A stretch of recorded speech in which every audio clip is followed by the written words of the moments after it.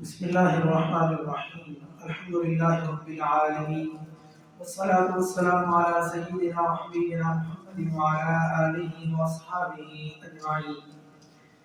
محترم سامعین، آج ہم انشاءاللہ قدر پارے کے مضامین کا خلاصہ آپ کی خدمت میں پیش کرنے جا رہے ہیں۔ قدر پارے کی ابتدا سورۃ اسراء یا سورۃ بنی اسرائیل سے ہوتی ہے، جس میں نبی صلی اللہ علیہ وسلم کا مسجد اقصی میں سب انبیاء کی امامت کرانے کا مقصد رسالت اور امامت اس نبی کو اور ان کی امت کو سونپ دی گئی، اور تم لوگ کتاب کے قرآن کے مسئول ٹھہرائے گئے، مگر یہ قوم قرآن کو سمجھتی ہی نہیں، تو مسئولیت کیسے سر انجام دے گی؟ افسوس اے مسلمان، تجھ پر افسوس، تو قرآن کو سمجھنے اور ترجمے سے اور تفسیر سے پڑھنے سے کتنا دور ہو گیا۔ دوسرا پوائنٹ، سورہ بنی اسرائیل کی پہلی آیت میں اسراء یعنی رات کی تاریکی میں مسجد حرام سے مسجد اقصی یعنی دور کی مسجد تک کا سفر کیا، جس کے آس پاس اللہ نے برکت دے رکھی ہے، اور پھر معراج کروائی، اور اسی برکت والی جگہ کو آج کل ظالم یہودی اسرائیل کو تباہ کرنے پہ تلے ہوئے ہیں، اور مسلمان اور مسلمانوں کے بڑے تماشا دیکھ رہے ہیں، والعیاذ باللہ۔ اور اس پہلی آیت میں سبحان الذی اسریٰ بعبدہ کہا۔ ہمارے نبی صلی اللہ علیہ وسلم اللہ کے بندے بھی ہیں، اللہ کے رسول بھی ہیں، اللہ کے نبی بھی ہیں، لیکن نہ تو اللہ نے بھی رسول ہی کہا یہاں پہ، نہ بھی نبی ہی کہا، نہ لوگوں کے غلط عقیدے کے مطابق بھی نور ہی کہا، بلکہ بھی عبد ہی کہا کہ پاک ہے وہ ذات جس نے اپنے بندے کو رات کی تاریکی میں سیر کروائی۔ یہ ان لوگوں کے باطل عقیدے کا رد ہے جو نبی کو نور مانتے ہیں، جبکہ اللہ نے جو اعلیٰ صفت بندہ ہونا ہے وہ ذکر فرمائی ہے کہ اپنے بندے کو یہ سیر کروائی، کیونکہ بندہ ہو اور وہ رسول ہو۔ یہ مکہ والے نہیں مانتے تھے کہ بندہ کیسے یہ سفر کر لے، تو یہ اللہ کی قوت کاملہ کا ذکر ہے کہ اس نے اپنے بندے کو یہ سیر کروائی، اور یہ معراج جسمانی طور پر جاگنے کی حالت میں پیارے نبی صلی اللہ علیہ وسلم کو کروائی گئی۔ اس میں زیادہ 10 اقوال ہیں، لیکن صحیح بات معلوم نہیں ہے کہ یہ کس مہینے میں ہوئی اور یہ کون سی رات تھی۔ البتہ ہمارے یہاں مشہور یہ ہے کہ رجب کا مہینہ ہے اور 27ویں رات تھی۔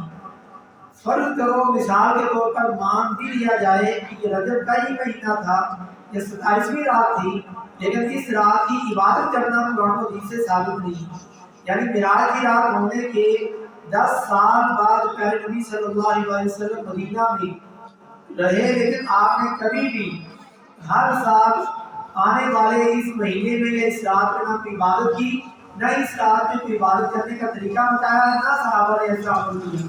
یہ جھوٹی روایات اور اپنے اپنے مقصد پر لوگ ان راتوں کی عبادت کرتے ہیں تاکہ ان کے کھانے پینے کا سلسلہ سیدھا رہے۔ اور اس رات میں جو 3 تحفے ملے وہ امت کو نہیں پتا۔ اس رات میں پہلا تحفہ یہ ملا، پیارے نبی صلی اللہ علیہ وسلم کو 5 نمازیں ملی جو 50 سے کم کر کے 5 رہ گئے، وہ آج ہم پڑھتے نہیں۔ دوسرا تحفہ ملا سورہ بقرہ کی آخری آیات، اور تیسرا تحفہ ملا کہ آپ کی امت کا وہ شخص جو کبیرہ گناہوں کی وجہ سے جس پر جہنم واجب ہو گئی ہو، اس کے ان گناہوں کے اندر اگر شرک والا گناہ نہیں ہوگا، اللہ تعالیٰ نے فرمایا کہ میں آپ کے اس امتی کو بھی معاف کر دوں۔ باقی جتنے گناہ ہیں، مقصد یہ نہیں کہ انسان وہ گناہ کرتا رہے، مقصد یہ کہ گناہوں سے بچے، توبہ نہیں کر سکا، اللہ کے ہاں پیش ہو گیا، لیکن ان گناہوں میں ایک شرک والا گناہ اگر نہ ہوا، اللہ رب العزت سارے گناہ بخش دے گا اور انسان جنت میں جانے کا مستحق بن جائے گا۔ یہ اتنا بڑا انعام اور اتنا بڑا تحفہ اللہ نے دیا ہے اس معراج کی رات، لیکن امت اس میں ہی بھولی ہوئی ہے اور شیطان نے شرک پر امت کو لگایا ہوا ہے۔ تیسرا پوائنٹ یہ ہے کہ بنی اسرائیل کے عروج و زوال اور فتنہ و فساد کا ذکر کیا گیا۔ چوتھا پوائنٹ یہ کہ انسان بڑا جلد باز ہے، اس لیے اپنی ہی ہلاکت کی دعائیں مانگنا شروع کر دیتا ہے، اس طرح جس طرح وہ برائی کی دعائیں کرتا ہے۔ یہ تو رب کریم کا فضل ہے کہ اس کی بددعاؤں کو قبول نہیں کرتا، اور کبھی قبول بھی ہو جاتی ہیں، ورنہ جو بری بری چیزیں انسان اپنے لیے مانگتا ہے وہ ضرور مل جاتی اور وہ انسان اپنا نقصان کر بیٹھتا۔ पांचवा पॉइंट, दुनिया और आखिरत के तरफदारों का इंतजाम।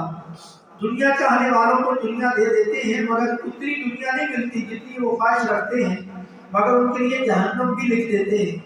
और जो आखिरत का इरादा रखते हो और कोशिश भी करते हो उनकी अल्लाह के यहाँ कदरदानी की जाएगी। लेकिन अगर दुनिया और आखिरत दोनों मांगी जाए तो जायज़ है और सही है, मगर आखिरत ज़्यादा मांगी चाहिए। छठा पॉइंट ये है कि वालिदैन के साथ दूसरे सलूक। और तेरे परवरदिगार ने साफ साफ ये हुक्म दे दिया है कि तुम उसके सिवा किसी की इबादत न करना और माँ बाप के साथ एहसान करना। अगर तेरी मौजूदगी में, तेरी जिंदगी में वो दोनों या उनमें से कोई एक बुढ़ापे को पहुंच जाए, उनके आगे उफ भी न कहना और न उन्हें डांटना और उनके साथ अदब और एहतराम से बातचीत करना। वालिदैन के साथ उससे सलूक और अदब की अहमियत वादे करने के लिए अल्लाह ताला ने अपनी इबादत के साथ दूसरे नंबर पर वालिदैन के साथ एहसान का जिक्र किया। यानी दूसरी बड़ी इबादत वालिदैन के साथ उससे सलूक करना है। गोया कि एक खुदा की इबादत के तकाज़ुब के साथ साथ वालिदैन की सही इताअत का तकाज़ा भी उसी तरीके से पूरा करना जरूरी है। अल्लाह ने सबसे छोटी चीज की मिसाल दी कि उफ भी नहीं कहना, मुंह भी नहीं कहना, अच्छा भी नहीं कहना, ये सारी चीजें मना कर दी।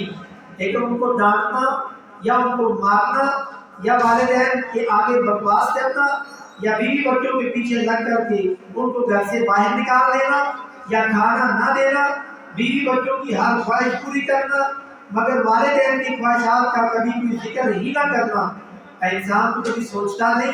जिस तरह आज तो अपने बच्चों की एक एक ख्वाहिश पूरी करने के लिए दिन रात एक करता है, तेरे वालिदैन ने भी तेरी ये सारी ख्वाहिशें पूरी करने के लिए दिन रात एक किया था, मगर तू आज समझने के लिए तैयार नहीं है। सातवां पॉइंट ये है कि वालिदैन के साथ अच्छा बर्ताव और शफ़क़त का मामला रखना और उनके लिए दुआ करते रहना। अल्लाहुम्मा रब्बिरहम्हुमा कमा रब्बयानी सगीरा। क्या मेरे परवरदिगार जिस तरह उन्होंने बचपन में हमारी परवरिश की, हम पर रहम किया, अल्लाह तू भी उन पर अब रहम फरमा। अपने माल को बेजा फजूल खर्ची में खर्च ना करना या बुरे कामों में खर्च करना ये तब्दील है और फजूल खर्ची करने वाले को शैतान का भाई कहा गया है। नौवां पॉइंट, कंजूसी और फजूल खर्ची दोनों बुरी चीजें हैं। फजूल खर्ची करने वाला भी आखिर में पछताएगा और कंजूसी करने वाला भी अपने आप को मलामत करेगा। इंसान को दोनों के दरमियान चलना चाहिए, मियाना रवि वाला रास्ता इख्तियार करना चाहिए। 10वां पॉइंट है, गरीबी और फकर की वजह से अपनी औलाद को कत्ल न करो, यानी खानदानी मनसूबाबंदी ना करवाओ और उन्हें भी हम लोग ही देंगे और आपको भी देते हैं, यकीनन उनको कत्ल करना कबीरा गुनाह है। खानदानी मनसूबाबंदी करवाना, हमल ज़ाया करवाना बगैर किसी उज़र के, डॉक्टर के मशवरे के बगैर, अगर माँ या बच्चे को मसला हो तो ये अलग बात है, वरना ये कत्ल है। और मर्द हज़रात बेहतर तालीम और तरबियत के नाम पर और ख़वातीन अपने हुस्न को बरकरार रखने के लिए इस कत्ल के जुर्म का इर्तिकाब खानदानी मनसूबाबंदी के नाम से करते हैं कि बच्चे दो ही अच्छे, और हमारे इदारे भी मुसलमान होकर के इस बुरे अमल को प्रमोट कर रहे हैं। वलियाज़ु बिल्लाह। 11वां पॉइंट, जिना करना तो दूर की बात है, जिना के करीब जाने से भी मना किया है, यानी जिना के रास्तों पर न चलो। यानी कोई औरत चूड़ियां पहन करके घर से बाहर न निकले, खुशबू लगा करके बाहर न जाए, टिक टिक या ठक ठक करने वाली जूती पहन करके घोड़ी की तरह चलती हुई बाजारों में न जाए और ऐसी हालत बना करके बाहर न जाए कि मर्द उनकी तरफ देखें और मर्दों औरत का इख्तिलाफ हो। ये जिना का रास्ता है और मर्दों को भी अपनी नजरें नीची रखने का हुक्म दिया गया है। आज जिना को आसान, बहुत आसान और निकाह को मुश्किल से मुश्किल कर दिया गया। आज जिना 500 रुपए में मुयस्सर है, जबकि निकाह 5 लाख में भी करना मुश्किल है।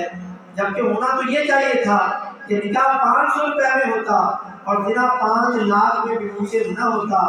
इस्लाम में जिना की सजा भी मुकर्रर की गई है कि शादीशुदा ज़ानी है, अगर उसको जिंदा को जमीन में गाड़ करके पत्थर मार मार के उसको कत्ल करो, और अगर वो गैर शादीशुदा है उसको 100 कोड़े मारो। ये जिना की सजा मुकर्रर की गई है। लेकिन अफसोस ये हमारे اسلامی ملک کے اندر یہ موجود نہیں ہے۔ 12واں پوائنٹ یہ ہے کہ 3 چیزیں علم کا ذریعہ ہیں، آنکھ، کان اور دل، اور قیامت والے دن ان کے بارے میں سوال کیا جائے گا۔ 13واں پوائنٹ، زمین پر اکڑ کر کے چلنے سے منع کیا گیا، بلکہ عاجزی اور انکساری سے چلنے کا طریقہ بتایا گیا۔ اسی اکڑ اور تکبر کی وجہ سے قانون کو اس کے خزانوں کے ساتھ زمین میں دھنسا دیا گیا، اور ہمارے لوگوں کے اندر بھی آج بغض، حسد، اکڑ ہی ہمارے گناہوں، ہماری نیکیوں کی تباہی کا سبب اور ذریعہ ہے۔ 14واں پوائنٹ، ہر چیز اللہ کی تسبیح، حمد، ثنا بیان کرتی ہے۔ ایسی کوئی چیز نہیں ہے جو اس اللہ کی تعریف اور تسبیح بیان نہ کرتی ہو۔ یہ اور بات ہے کہ تم سمجھ نہیں سکتے۔ جیسے سورہ صاد کی 18 نمبر آیت میں داؤد علیہ السلام کے ساتھ پہاڑ بھی صبح شام اللہ کی تسبیح بیان کرتے، اور ہم نے ان کو ان کے تابع کر دیا۔ اور سورہ بقرہ کی 72 نمبر آیت میں فرمایا بعض پہاڑ اللہ کے ڈر سے گر پڑتے تھے، اور چیونٹیاں بھی، کیڑیاں بھی اللہ کی تسبیح بیان کرتی ہیں۔ مگر اے انسان، تو اللہ کی کتنی تعریفیں کرتا ہے، کبھی تو نے سوچا؟ 15واں پوائنٹ، اسی سے چیونٹیوں کو قتل کرنے سے منع کیا گیا ہے، ان کو مارنے سے۔ البتہ ان کو روکنے کے لیے آپ میڈیسن وغیرہ استعمال کر سکتے ہیں۔ 15واں پوائنٹ، بتایا گیا کہ اللہ کی توحید سے نفرت کر کے لوگ بھاگ جاتے ہیں، اور پھر ہم نے ان کے دلوں میں پردے ڈال دیے اور ان کے کانوں میں بوجھ، اور جب تو صرف ایک اللہ کا ذکر اس کی توحید کے ساتھ کرتا ہے تو وہ روح گردانی کر کے پیٹھ پھیر کر بھاگ جاتے ہیں۔ یہ توحید سے نفرت نہ کرتے، تو ایسے افعال نہ کرتے تو شاید ان کو ہدایت مل جاتی۔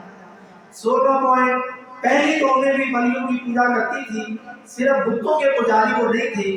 اللہ کے ساتھ جن کو معبود سمجھ رہے ہو ان کو پکارو، لیکن نہ تو وہ تمہاری تکلیف دور کر سکتے ہیں اور نہ تمہاری تکلیف کو وہ بدل سکتے ہیں۔ 17واں پوائنٹ، رب کا قرب نیک اعمال کے ذریعے اور وسیلے سے ہوگا جو قرآن و حدیث سے ثابت ہے۔ دین میں صرف 3 وسیلے جن کے ذریعے آپ دعا کر سکتے ہیں جو قرآن و حدیث سے جائز ہیں، ان کے علاوہ باقی تمام وسیلے بدعات اور خرافات ہیں۔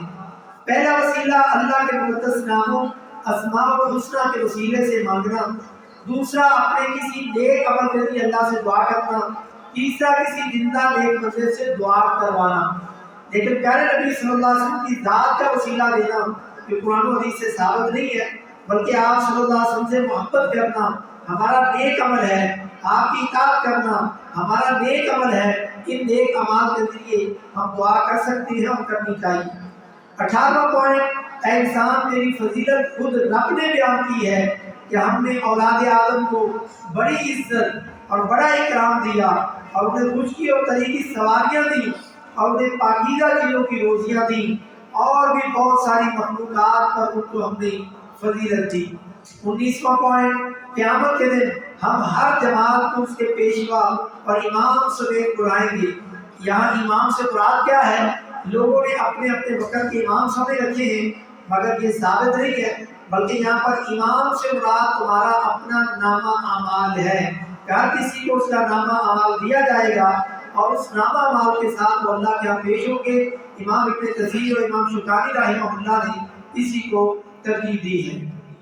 20واں پوائنٹ یہ ہے کہ یہ قرآن مومنوں کے لیے شفا اور رحمت ہے۔ توحید اور رسالت کے بارے میں جو شکوک و شبہات پیدا ہوتے ہیں ان کا ازالہ قرآن کرتا ہے، اور کفر، نفاق اور شرک و بدعات کی غلطی سے پاک اور صاف کرتا ہے۔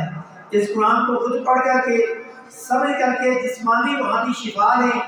گلے میں ڈالنے سے شفائیں نہیں ملتی، جیسا کہ آج کل اہل توحید بھی یہ کام کر رہے ہیں۔ سورۃ الفاتحہ پڑھیں، آخری 2 سورتیں پڑھیں، آیت الکرسی پڑھیں، سورہ بقرہ کی آخری آیات پڑھیں، اور اپنے آپ کو دم کریں۔ قرآن کا کوئی بھی حصہ پڑھ کر کے اللہ سے دعا کریں۔ آپ قرآن پاک میں جانتے ہیں کہ شہد کے اندر شفا ہے، آپ شہد نہ کھائیں، ایک شیشی میں ڈال کے دھاگا باندھ کے گلے میں باندھ لیں، کوئی شفا مل جائے گی؟ شہد کھانے سے ملے گی شفا، ایسے قرآن کو گلے میں باندھنے سے شفا نہیں ملے گی۔ قرآن کو سمجھیں، اس کو پڑھیں، اس کے مطابق زندگی گزاریں، اس کو دم کریں، گلے میں نہیں ڈالیں۔ مگر آج یہ طریقہ اہل توحید بھی یہ شروع کر بیٹھے ہیں۔ اللہ تعالیٰ ہدایت نصیب فرمائے۔ 21واں پوائنٹ، روح کے بارے میں پوچھنے پر بتایا گیا کہ یہ تیرے رب کا حکم ہے جس کی حقیقت وہی جانتا ہے۔ یہاں پر سورہ بنی اسرائیل مکمل ہوتی ہے اور سورۃ الکہف شروع ہوتی ہے، جس کے بارے میں فرمایا 22واں پوائنٹ ہے کہ پہلی 10 آیات سورۃ الکہف کی اور آخری 10 آیات کو یاد کر لے گا وہ فتنہ دجال سے محفوظ رہے گا۔ اور آپ صلی اللہ علیہ وسلم ہر نماز کے آخر میں 4 فتنوں سے پناہ مانگا کرتے تھے اور ان میں سے ایک فتنہ دجال ہے۔ اللہم انی اعوذ بک من عذاب جہنم واعوذ بک من عذاب القبر واعوذ بک من فتنة المحیا والممات واعوذ بک من شر فتنة المسیح الدجال۔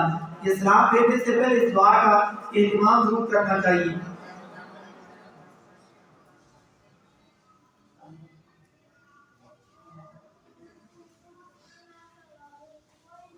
اس کے بعد سورۃ الکہف کو ہفتہ میں ایک بار ضرور پڑھنا چاہیے۔ بعض روایات میں آتا ہے کہ جمعہ کے دن ہی پڑھنا چاہیے، جائز ہے، لیکن جمعہ کے دن پڑھنا ضروری نہیں ہے۔ ہفتے میں کسی ایک دن بھی پڑھ لیں تو پورے ہفتے کو آپ کو وہی چیز ملے گی جو جمعہ کے دن ہے۔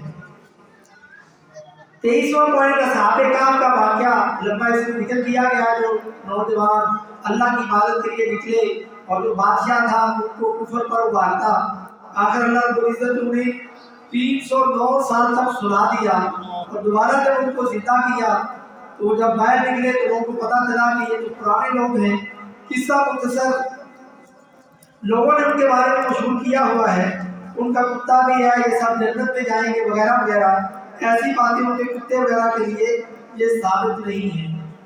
لیکن اللہ تعالیٰ ہمیں اس میں یہ بتانا چاہتا ہے اللہ رب العزت ہر چیز پر قادر ہے، وہ 309 سال مرے ہوئے لوگوں کو دوبارہ زندہ اسی طرح کر سکتا ہے، تو قیامت والے دن بھی پوری کائنات کو اسی طرح زندہ کرنے پر قادر ہے۔ یہ اللہ کی قدرت ہے اور مسلمانوں کا اس پر ایمان ہے۔ 25واں پوائنٹ ہے کہ کسی بھی کام کا وعدہ کرتے ہوئے انشاءاللہ ضرور کہا کریں، یعنی ہرگز کسی کام پر یوں نہ کہنا کہ میں اسے کل کروں گا، بلکہ ساتھ انشاءاللہ بھی کہہ دیا کریں۔ اگر کبھی انشاءاللہ کہنا بھول جاؤ تو جب یاد آئے تو کہہ دو اور اللہ سے توبہ کرو۔ اور انشاءاللہ لکھنے میں بھی لوگ غلطی کرتے ہیں، انشاء کو ایک ساتھ لکھتے ہیں، یہ غلط ہے، اس کا معنی پیدا کرنا ہوتا ہے اور آگے آپ اللہ کا نام لگاتے ہیں تو اللہ کی بجائے اس کا معنی آتا ہے وہ جائز نہیں۔ ان کو الگ لکھا کریں، شاہ کو الگ لکھا کریں، اللہ کو الگ لکھا کریں۔ اس کا مطلب ہے اگر اللہ نے کہا، اگر آپ انشاء دونوں لفظوں کو اکٹھا لکھیں گے اردو میں، اس کا معنی غلط ہے، وہ جائز نہیں ہے۔ 26واں پوائنٹ ہے ہمیشہ نیک لوگوں کی اہل حق کی صحبت اختیار کرنے کا حکم دیا گیا ہے اور دنیا داروں کی مجلس سے پرہیز کریں۔ یہ کام بھی آج تک بالکل چھوٹ چکا ہے۔ اللہ والوں کے پاس بیٹھنا، ان کی مجلس اختیار کرنا جہاں قرآن و حدیث اور عقیدے کی باتیں ہوں، یہ آج ہم سے بالکل چھوٹ چکا ہے۔ 27واں پوائنٹ 2 لوگوں کی اللہ رب العزت نے مثال دی، جن میں ایک کو 2 انگوروں کے باغ دے رکھے تھے جن کو کھجوروں کے درختوں میں گھیر رکھا تھا، پھر دونوں باغ خوب پھل لائے۔ پھر اس کافر نے، ایک کافر کا باغ تھا ایک مومن کا باغ تھا، کافر نے اپنے مومن ساتھی سے کہا کہ میرا باغ بڑا مضبوط ہے اور میں زیادہ مالدار ہوں، پھر اس نے کفر کیا اور قیامت وغیرہ کا انکار کیا، تکبر کیا۔ مومن دوست نے اسے سمجھایا کہ رب سے کفر نہ کر جس نے تجھے پیدا کیا، اور میرا تو عقیدہ ہے کہ اس کا کوئی شریک نہیں۔ آج نوکری، اچھی چیز، کوئی باغ یا گاڑی دے کر کے کسی کی آپ دیکھیں تو ہمیں فوراً ماشاء اللہ پڑھنا چاہیے، لا قوت الا باللہ پڑھنا چاہیے، لیکن ہم کہتے ہیں ہائے اللہ ہوئے ہوئے، یہ والی چیزیں نظر لگاتی ہیں اور یہ جائز نہیں۔ تو آپ بھی کسی کی چیز دیکھیں، بچوں کو عادت ڈالیں، کوئی بھی خوبصورت چیز دیکھیں، اچھی چیز دیکھیں، فوراً ماشاء اللہ لا قوت الا باللہ کہیں۔ یعنی جو کچھ ہوتا ہے وہ اللہ کی مرضی سے ہوتا ہے، وہ چاہے تو اسے باقی رکھے، چاہے تو اسے تباہ کر دے، اس کی طاقت اور قوت کے بغیر کچھ نہیں ہوتا۔ لہذا لوگوں کے بچوں پر، لوگوں کے مال پر، لوگوں کے گھروں پر، لوگوں کی گاڑی پر، لوگوں کی اچھی زندگی پر نظر نہ لگایا کریں، بلکہ ماشاء اللہ پڑھا کریں اور اللہ سے دعا کیا کریں۔ پھر اس کے کفر اور تکبر کی بنا پر اللہ نے عذاب بھیجا اور سارا ان کا باغ اور پھل ضائع ہو گیا۔ پھر وہ کہتا ہے کاش میں اپنے رب کے ساتھ کسی کو شریک نہ ٹھہراتا۔ شرک کی وجہ سے عذاب آتے ہیں۔ ہمارے ملک میں بھی آج دوسرے تیسرے دن نئے عذاب آتے ہیں، کہ شرک کی وجہ سے جو ہر جگہ پر پھیلا ہوا ہے۔ پھر اس کی حمایت اور مدد کے لیے کوئی جماعت نہ اٹھی جب اللہ نے عذاب بھیجا، اور نہ اس کا وہ مال اور باغ اس کو دوبارہ واپس مل سکا۔ 28واں پوائنٹ یہی سے ثابت ہوتا ہے کہ اختیارات اللہ کے پاس ہیں جو اللہ پر حق ہے، مگر عذاب آنے پر توبہ کا کوئی فائدہ نہیں۔ 29واں پوائنٹ باقی اور اثر رہنے والے نیک اعمال ہیں۔ تمہارا مال، تمہاری اولادیں یہ دنیا کی زینت ہے، مگر باقی رہنے والے نیک اعمال ہیں۔